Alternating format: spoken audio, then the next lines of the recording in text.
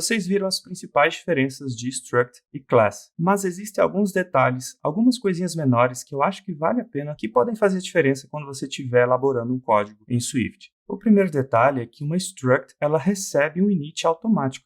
Criei essa struct, chamada computador, ela possui duas propriedades, a primeira é o modelo e a segunda é o armazenamento do computador.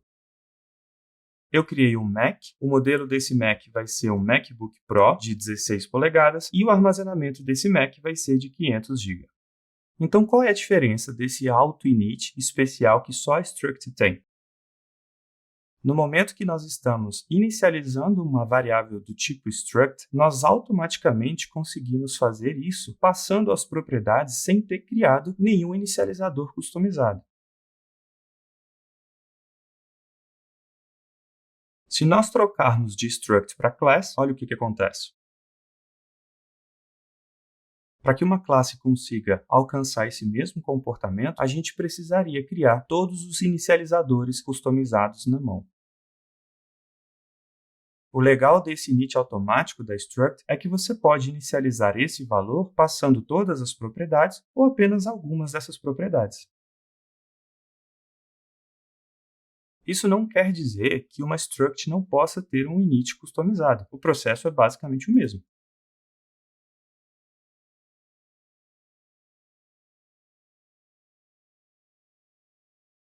O problema é que quando você cria um init customizado dentro de uma struct, você acaba perdendo aquele poder dos inits automáticos utilizando qualquer propriedade lá em cima. A partir do momento que a gente remove todos os inits dentro de uma struct, nós voltamos a ter aquele benefício de um init automático.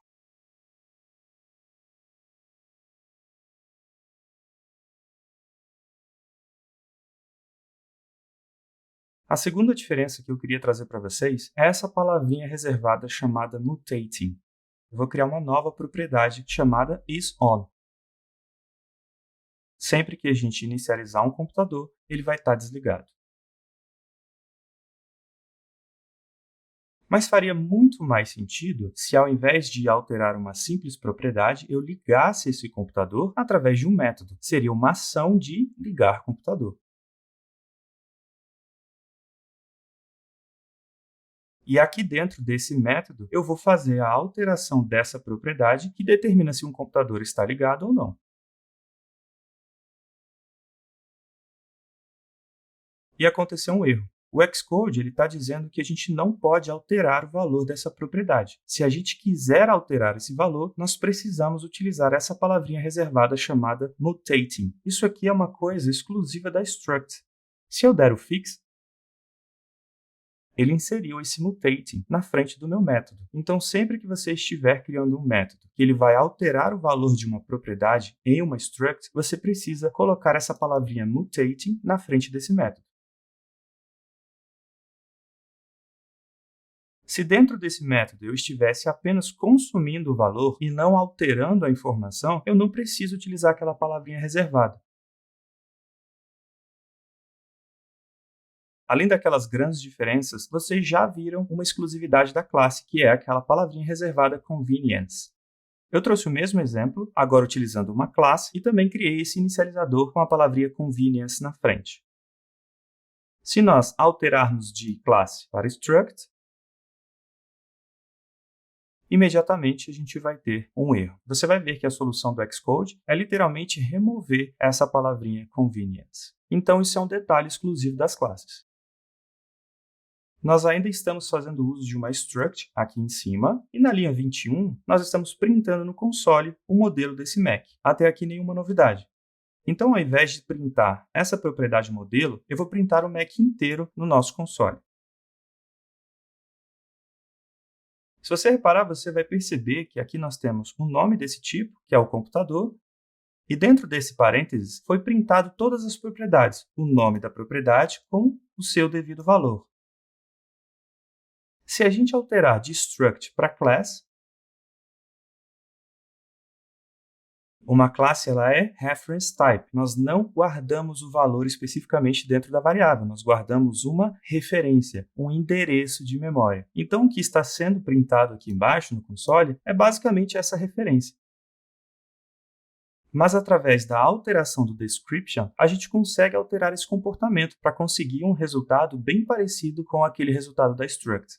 Nós vamos fazer essa classe computador seguir um protocolo. E se você não sabe o que é protocolo, não se preocupe. Lá na frente eu vou fazer um vídeo que pode te ajudar com relação a isso.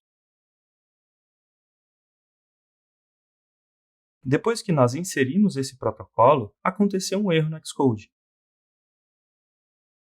Se eu colocar o fix aqui embaixo, o Xcode inseriu uma propriedade chamada description, e ela é do tipo string.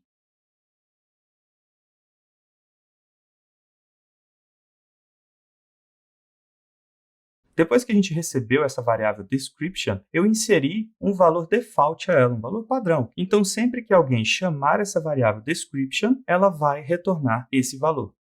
Vamos executar esse código para ver o resultado no console. Através dessa variável description e desse protocolo, nós conseguimos alterar o comportamento dessa classe quando ela for printada diretamente no console. Repare que aqui na linha 26 nós estamos printando a variável inteira. Em nenhum momento nós estamos utilizando o ponto para acessar essa propriedade description.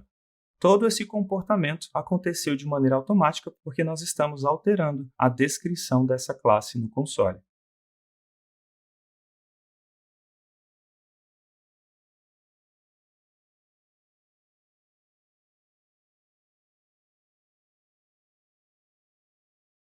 Cria uma string onde ela vai resumir todas as informações acessando essas propriedades e o resultado fica muito parecido com o que a gente tem com as structs. O processo pode parecer um pouquinho custoso, mas uma vez que você definiu essa propriedade description, você tem esse comportamento em todos os objetos que foram extraídos dessa classe.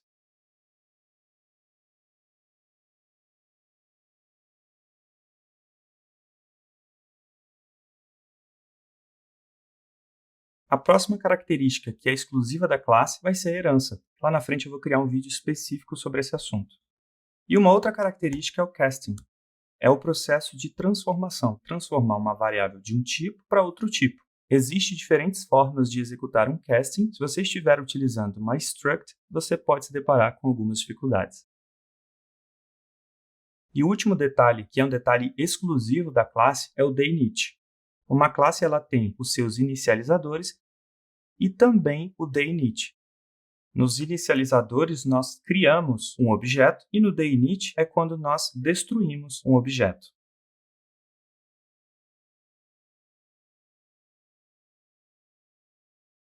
Em alguns casos, esse processo de destruição acontece porque a máquina detectou que ela é uma variável que você não utiliza mais, é um objeto que você não utiliza mais.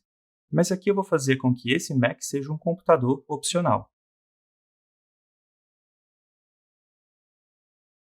Então, agora nós instanciamos o Mac na linha 30, por isso nós tivemos o print do init.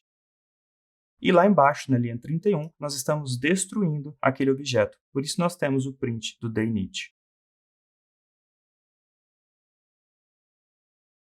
Eu optei por trazer todos esses detalhes porque eu acho que essas coisinhas menores vão fazer a diferença quando você estiver desenvolvendo um projeto em Swift na Vera. Se você estiver achando que é muita coisa para memorizar, foca em uma única diferença, que é uma struct ela é value type e uma classe ela é reference type.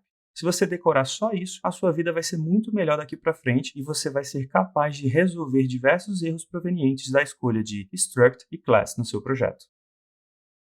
Eu separei algumas dicas e a primeira delas é controle a complexidade do código.